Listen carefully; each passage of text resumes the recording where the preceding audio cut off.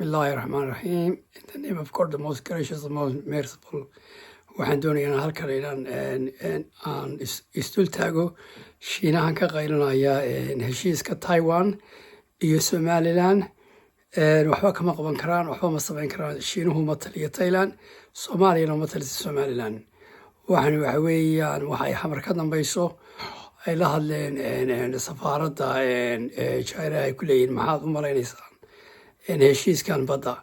Shiinuhuna wuxuu ka baqayaa keliya marka ay Taiwan ay timaado badaha Somaliland inay ogaadaan kalluumaysigan ay qaadanayaan Shiinuhu ay bilaashka ugu dhuranayaan baddeeni ilaa iyo maalintii ay la saaxiibeen Soomaaliya. Shiinuhu waxay ka dhuranayeen badda Soomaaliya iyo u dhaxaysa Somaliland. waxay dhuranayaan fish aad iyo aad sida intuu leeyahay aad u badan. marka waxay ka baqayaan inay ku fashilmaan.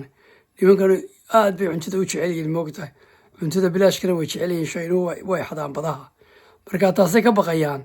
ha u joojinina baan idinku odhi, ha u joojinina wax alla wax ay ka qaadi karaan heshiiska Somaliland iyo Taiwan ma jirto. Somaliland horey u soconaysaa. nimankan reer xamarka ku jira fiila Soomaaliya xaarkii baa ka dhamaaday.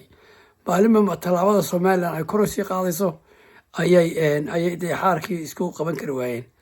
marka waxaan idinku yidhi subscribe ku sameeya. Somaliland guul wayna guulaysanay, horeynu soconay. Somaliland horey u soconaysaa, cidina ma qaban karto.